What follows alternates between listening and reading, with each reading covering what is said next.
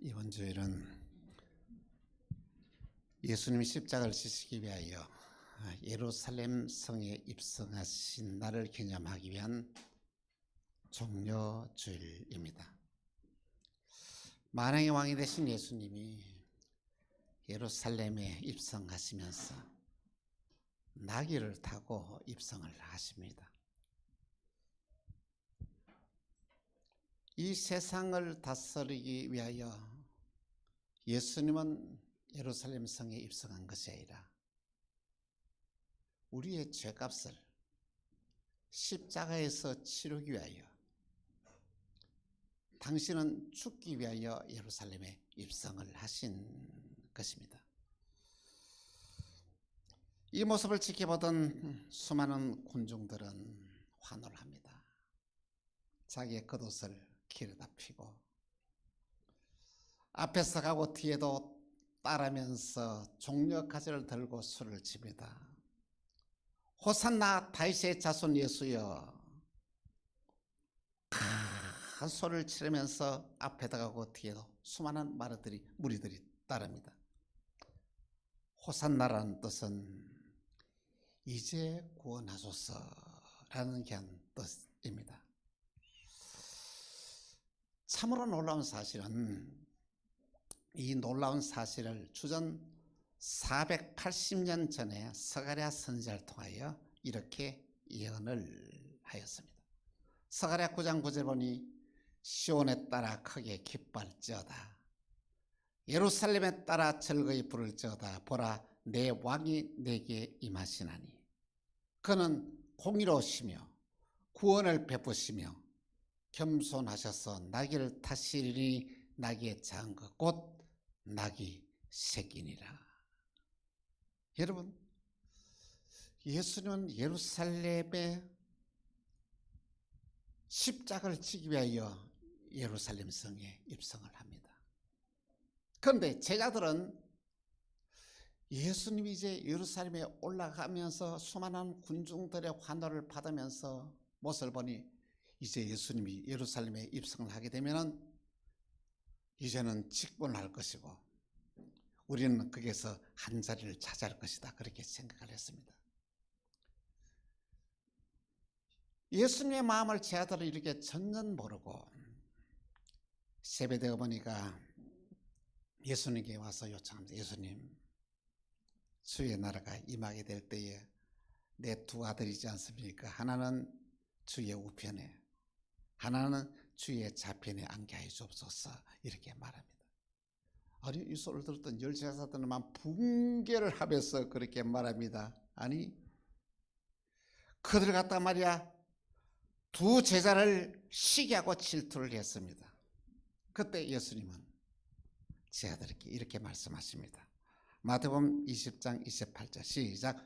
인자가 온 것은 섬김을 받으려 함이 아니요 도리어 섬기려 하고 자기 목숨을 많은 사람의 대속물로 주려 함이라. 여러분, 우리 예수님이 예루살렘에 입성하신 것은 당신이 십자가에서 못 박기 위해 입성하신 것입니다. 오늘 저와 여러분이 치료해야 될 죄값을 예수님이 나 대신 치르기 위하여 예루살렘에 입성을 하셨다는 말씀인 것입니다. 예수님은 스가랴 선지자의 예언대로 나귀를 타고 예루살렘에 입성을 하십니다. 그때 수많은 많은 무리들이 앞에서 가고 뒤에도 따르면서 호산나라면서 외치면서 예수님을 환호합니다. 이 세상이 바뀔 것 같았습니다. 그런데 놀라운 것은 그토록 예수님을 환영하고 따라던 이 무리들이 며칠이 지나지 않아서 예수님을 십자가에 못 박으라고 앞장서서 소리치면서 외칩니다. 이들이 그토록 환영하던 이 무리들이 예수님을 십자가에 죽이는 일에 앞장을 섰다는 말씀인 것입니다. 예수님이 이 땅에 메시아로 오셨습니다. 메시아란 그리스도라는 뜻인데, 예수님은 왕이요 예수님은 제사장이요, 예수님은 선지자라는 말입니다. 참으로 놀라운 사실은 메시아가 이 땅에 오시라는 이한 놀라운 약속이 구약의 여러 곳에서 여러분 선지자를 통하여 예언을 했습니다. 유대인들은 힘이 들 때마다, 고난이 올 때마다, 위기를 당할 때마다, 어려울 때마다 이 메시아를 기다리는 소망으로 이것을 이겨나갔습니다. 메시아가 나타나면 우리를 구원해 줄 거야. 메시아가 나타나면 이 로마의 압제에서 고통당하는 우리 이 나라를 살려줄 것이고, 그는 이 유대 민족을 가장 강력한 나라로 세울 것이고 초자연적인 능력으로서 이 세상을 다스릴 수 있는 모든 권세를 이제 유대인들에게 줄 것이라고 이렇게 생각을 했던 거예요. 메시아가 강력한 힘을 가졌던 귀한 능력의 사람으로 나타날 것을 누가? 유대인들은 기대하고 있었던 것입니다. 지금도 유대인들은 이 메시아를 기다리고 있습니다. 그런데 성경에 나타난 메시아는 우리의 생각을 완전히 뒤집어 놓습니다. 이사야 53장 1절에서 3절입니다. 같이 시작. 우리의 전한 것을 누가 믿었느냐? 여호와의 팔이 누구에게 나타나느냐? 그는 주 앞에서 자라나기를 연한 순 같고 마른 땅에서 나온 뿌리 같아서 고운 모양도 없고 풍채도 없은즉 우리의 보기에 흠모할 만한 아름다운 것이 없도다. 여러분, 성경에 나타난 메시아 상이 어떤 상입니까? 고운 모양도 없고 풍채도 없은즉 누가 보더라도 매력적인 모습이 어느 곳에서도 발견할 수 없다는 내용입니다. 그의 출신은 어디입니까? 나사렛에서. 나사렛으로 갔어요. 그래서 나다나엘 말입니다. 나사렛에서 무슨 선한 것이 나오겠느냐? 여러분, 아무리 봐도 매력적인 모습이 예수님에게 찾을 수가 없는 것입니다. 뭐 덩치가 크든지 아니면 얼굴이 잘생겼든지 이런 매력적인 모습이 어디든지 찾아볼 수가 없다는 것입니다. 근데 놀라운 것은 그의 말에는 권세가 있었습니다. 귀신에게 명령하니까 귀신이 꼼짝하지 못하고 그 사람에게서 나옵니다. 수많은 풍랑이 나서 배가 뒤집히게 되었는데 바람에게 바람아 잠잠하라 그러니까 바람이 뚝 꺼치고 잔잔했습니다. 아니, 예수님이 나사로가 죽어서 나흘이 되었었어 무덤에 묻혀있는 이 나사로를 향하여 예수님, 나사로야 나오너라 하니까, 아니 몸이 죽어서 이미 썩어놓은 그 상태에서 나사로가 일어나서 이렇게 뛰어나오는 거예요. 그뿐입니까? 버릇 5개 물고기 2마리로 이렇게 탁 축복을 하니까 어떻습니까? 거기에 모인 장정만 5,000명이 먹고도, 쉽게 말하면 2만 명이 먹고도 12광주가 남는 놀라운 기적의 역사가 일어납니다. 뿐만 아니고 불치병이었던 이 나병 저주 환자에게 이렇게 손을 대고 이렇게 기도하니까 나병이 깨끗이 고침을 받는 일들이 일어납니다. 그러니 사람들이 헷갈리기 시작하는 거예요. 도대체 예수가 누구냐는 것입니다. 그들은 묻습니다. 당신이 누구냐? 당신이 그리스도가 맞느냐고 질문도 합니다. 예수님 한마디도 대답하지 않습니다. 이사야 선지자는 메시아는 사람들에게 멸시를 받고 버림을 받을 것이라고 예언을 하고 있습니다. 그런데 여러분, 오늘 우리가 알고 있는 예수님은 여러분 어떤 모습입니까? 예수님의 모습이 그려지는 그 모습 보면은 얼마나 매력적입니까? 얼마나 사람들에게 주목을 받습니까? 호감을 끌 수 있는 모든 조건을 다 갖추고 있지 않습니까? 아니, 그만한 멋있는 남자를 여러분 보신 적 있습니까? 어느 배우가 그를 뛰어날 만한 사람이 있습니까? 언젠가 성경에 나타난 이 예수님의 모습을 그림으로 그린 이 상을 보았습니다. 그대로 그리니까 너무 못생기는 거예요.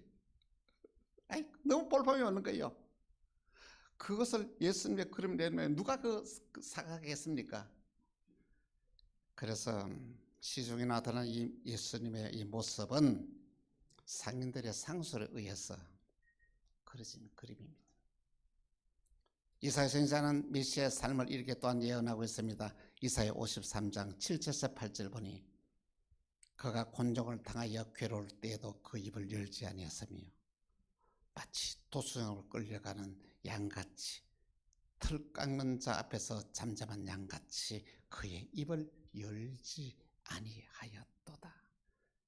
그는 곤욕과 신문을 당하고 끌려갔으나 그 세대 중에 누가 생각하기를 그가 살해는 자들이 땅에서 끊어지면 마땅히 형벌 받을 내 백성의 허물 때문에 하였으리요. 예수님이 나타난 모습들은 말하면 때리면 맞고 주먹으로 맞고 끌려가고 그래도 한마디도 말도 하지 못하는 모습으로 이 이사야 선지자가 예언을 하고 있는데, 이 모습이 바로 예수님이 십자가에 못 박히는 그런 과정에서 다 그대로 이루어진다는 말씀인 것입니다. 또 더더욱 놀란 것은 이사야 53장 9절에 보니까 이렇게 말씀하고 있습니다. 같이 시작. 그는 강포를 행하지 아니하고 그의 입에 거짓이 없었으나 그의 무덤이 악인들과 함께 있었으며 그가 죽은 후에 부자와 함께 있었다.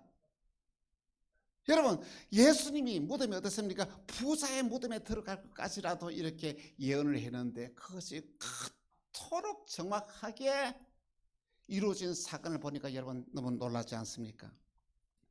아니, 그것도 740년 전에 예언했던 그 내용이 그대로 이루어졌다는 놀라운 사실인 것입니다. 첫 번째, 우리의 슬픔과 질고를 담당하신 예수님입니다. 예수님은 우리의 슬픔을 담당하셨습니다. 슬픔을 담당하셨다는 말은 오늘 저와 여러분이 슬픈 일을 당할 때에 그 슬픔에 예수님이 동참하셨다는 말씀인 것입니다. 내가 가장 외로울 때에 주님은 나를 찾아오십니다. 내가 가장 고독할 때에 예수님은 나의 가장 가까운 친구가 되어 주십니다. 내가 너무 힘이 들고 고통스러웠을 내가 울 때에 예수님이 나와 함께 울어 주십니다. 성경에 나타나면 예수님의 공생의 기간 때 3번의 눈물을 흘렸다고 말하고 있습니다. 예수님은 멸망당할 예루살렘의 성을 바라보시면서 우셨습니다. 또한 예수님은 겟세마네 동산에서 저와 여러분의 모든 죄를 위하여 기도하시면서 예수님이 우셨습니다. 또한 예수님은 나사로가 세상을 떠나고 슬퍼하는 마리아와 마르다 앞에서 우셨습니다. 요한복음 11장 35절에 이렇게 말합니다. 같이 시작. 예수께서 눈물을 흘리셨더라. 여러분, 예수님은 저와 여러분의 딱한 형편과 사정을 너무나 잘 알고 계십니다. 그리고 너무 힘들어할 때, 어려울 때에 예수님은 가장 나와 가까이 계신다는 말씀인 것입니다. 주님은 우리의 질병과 또한 고통도 담당을 하셨습니다. 우리의 삶 가운데 질병은 너무나 우리가 견디기 어려운 귀한 고통입니다. 이 고통을 누가? 예수님이 가져가셨다는 걸 알고 계십니까? 마태복음 8장 17절에 이렇게 말씀하고 있습니다. 같이 시작. 이는 선지자 이사야를 통하여 하신 말씀에 우리의 연약한 것을 친히 담당하시고 병을 짊어지셨다 함을 이루려 하심이라. 우리의 질병과 고통을 예수님이 친히 지고 가셨습니다. 이 놀라운 사실을 믿음으로 받아들이는 자에게는 여러분이 힘들고 어려운 모든 고통과 질병이 예수님께서 다 가져가십니다. 이 무서운 질병에서 자유를 누리는 삶을 살게 됩니다. 주님은 우리의 고통과 질병을 지고 가셨습니다. 그것이 바로 믿음으로 살아가는 저와 여러분에게 주시는 귀한 놀라운 은혜이다는 말씀인 것입니다. 두 번째 가상칠언의 말씀입니다. 이사야 선지자를 통하여 주전 740년경에 이렇게 예언을 하였습니다. 이사야 53장 5절 같이 시작. 그가 찔림은 우리의 허물 때문이요 그가 상함은 우리의 죄악 때문이라. 그가 징계를 받음으로 우리는 평화를 누리고 그가 채찍에 맞음으로 우리가 나음을 받았다. 예수님 십자가에서 못이 박히심은 저와 여러분의 죄 때문임을 여러분 알고 계십니까? 예수님은 하나님으로부터 징계를 받고 우리는 평화를 누리게 되었습니다. 예수님은 우리의 질병의 죄값 때문에 모진 매를 맞고 우리는 모든 질병에서 고침 받았습니다.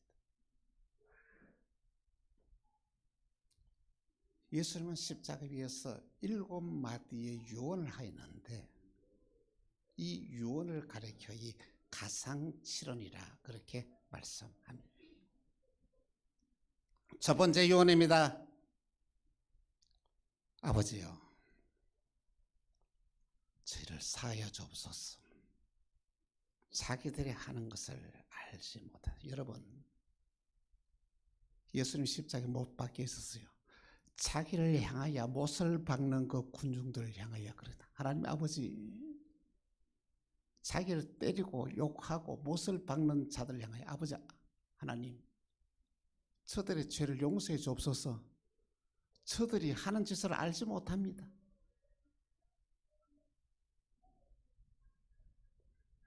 두 번째 유언의 말씀입니다. 오늘 나와 함께 낙원에 있으리라. 예수님과 함께 두 강도가 십자가의 못을 박혔는데 이 모습에 예수님이 하시는 말씀 보고 한 강도는 자기의 죄를 자백합니다. 회개합니다. 자기의 죄를 회개하는 그 강도를 향하여 예수님께서 말씀하십니다. 너의 죄가 다 용서받았다. 오늘 너와 함께 낙원에 있으리라. 여러분, 얼마나 놀라운 복음이야. 한평생 동안에 나쁜 죄만 하고 죄를 졌던 그가 마지막 순간에 예수를 그리스도로 구주로 영접하고 죄를 회개했더니 그 모든 죄가 용서받고 오늘 천국에 함께 들어가겠다고 예수님께서 선언하신 것입니다. 세 번째 유언의 말씀입니다.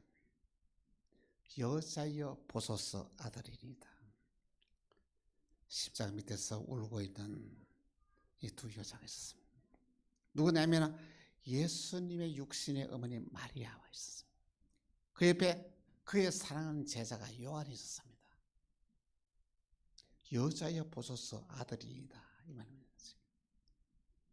그런데 이번에 여자란 말은 어떻게 보면 가장 당시의 존칭어였습니다. 무시하는 말이 아닙니다. 그러면 자기는 세상을 떠나지만 옆에 있는 귀한 요한이 당신의 아들입니다. 이 말씀을 요한이 받아들여 한평생 동안에 예수님의 육신의 어머니 마리아를 얼마나 지극정성으로 잘 모셨는지 모릅니다.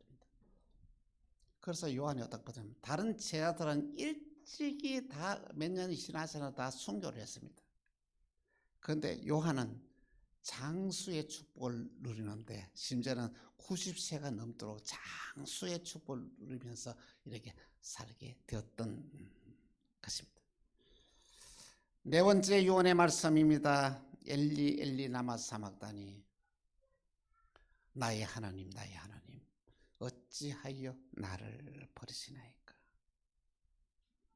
여러분, 예수님은 저와 여러분들이 지은 모든 죄를 지고 하나님으로부터 철저하게 버림을 받았습니다. 버림받은 예수님은 지옥에까지 내려가셨습니다. 다섯 번째 요한의 말씀입니다. 내가 목마르다. 예수님의 인생의 목마름의 갈증을 대신하셨습니다. 우리의 갈증을 해결하신 예수님을 구주로 영접하는 자들은 세상을 살아가면서 이 모든 이 목마름의 갈증에서 해방을 받는 놀라운 일들이 일어나게 되는 것입니다. 여섯 번째 요한의 말씀입니다. 다 이루었다. 이 말씀은 예수님이 우리가 하나님 앞에서 진 빚을 예수님이 친히 다 갚아줬다는 이야기입니다.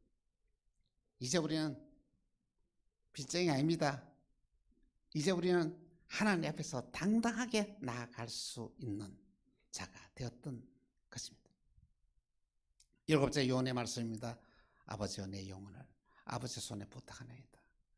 예수님은 마지막으로 당신의 영혼을 아버지 손에 부탁. 이것이 바로 인생 최대의 승리의 삶의 모범인 것입니다. 이러한 모습을 지켜봤던 우리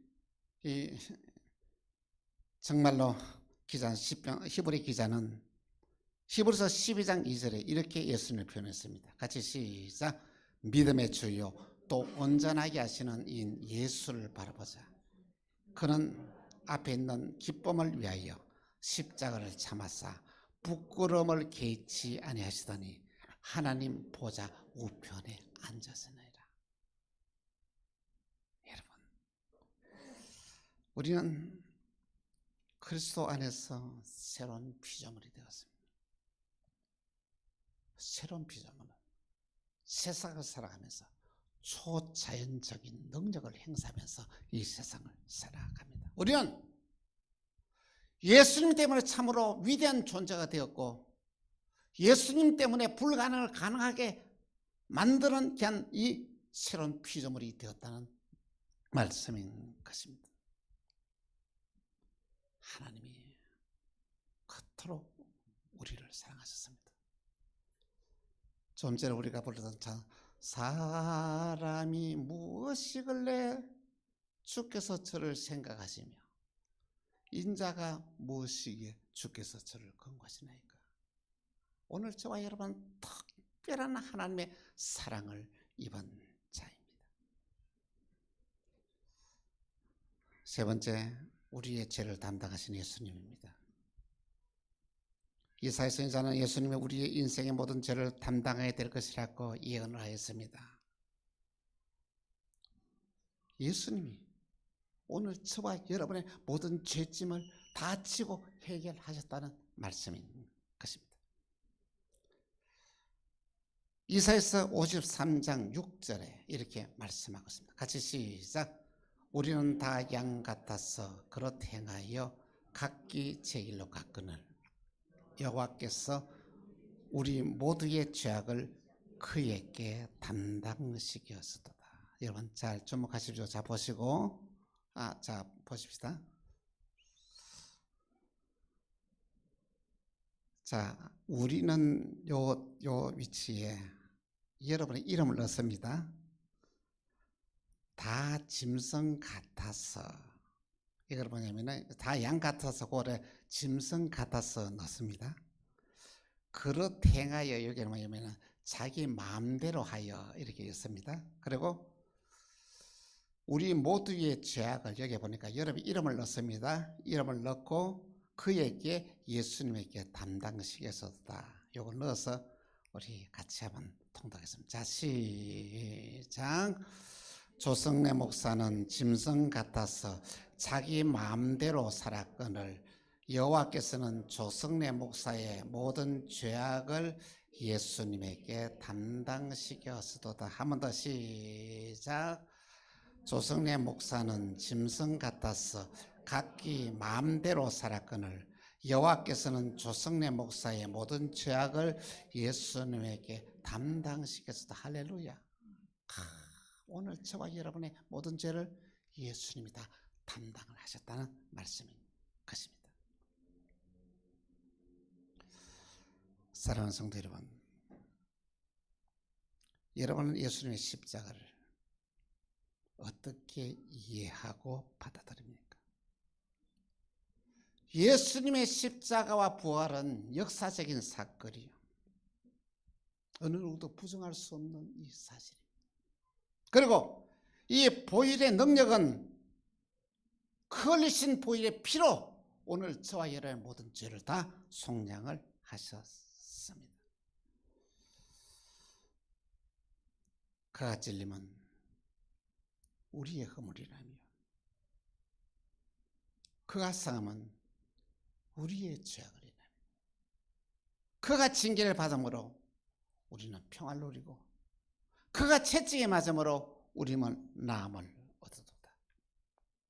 우리는 다 양 같아서 그릇 행하여 각기 제 길로 갔거늘 여호와께서는 우리 모두의 죄악을 그에게 감당시켰었다. 이 예언대로 예수님이 골고다 언덕에서 십자가를 흘리셨습니다. 그대로 예언이 이루어졌다는 말씀인 것입니다. 예수님은 우리 인생의 모든 저주를 십자가에서 다 해결했습니다. 모든 죄를 다 해결했습니다. 나를 대신해서 매를 맞으시고 나를 대신해서 십자가에서 운명하신 예수님은 오늘 저와 여러분들 하나님의 자녀로 거듭난 새로운 피조물로 세웠던 것입니다. 하나님의 자녀는 어떤 경우를 당하더라도 자신감이 넘치는 삶을 살아갑니다. 하나님의 자녀는 하늘의 소망을 가지고 이 땅을 살아가는 자입니다. 하나님의 자녀는 하나님의 생명인 영생으로 반드시 승리한 삶을 살아갑니다. 우리 모두 이 놀라운 십자가의 의미를 바로 이해하고 이 복음을 믿음으로 받아들여서 새로운 존재로 거듭나서 능력 있는 승리하는 복된 삶을 살아가는 저와 여러분 다 되기를 주 예수 이름으로 축원합니다. 기도하겠습니다. 주님, 우리의 십자가의 고난을 담당하신 주님, 우리의 연약함을 친히 지시고 가신 주님, 우리의 질병을 지고 가신 주님, 우리의 죄짐을 지고 가신 주님, 그 놀라운 사랑을 깨닫는 고난 주간을 앞으로 당하게 됩니다. 이 한 주간을 의미 있는 주간으로 보내게 하시고 종료주를 통하여 주시는 귀한 말씀을 믿음으로 받아들여 우리 모두 다 거듭난 새 생명의 삶, 영생의 삶을 살아가는 광명만나게 모든 권속들이 되게 하여 주옵소서. 주 예수 그리스도 이름으로 기도합니다. 아멘.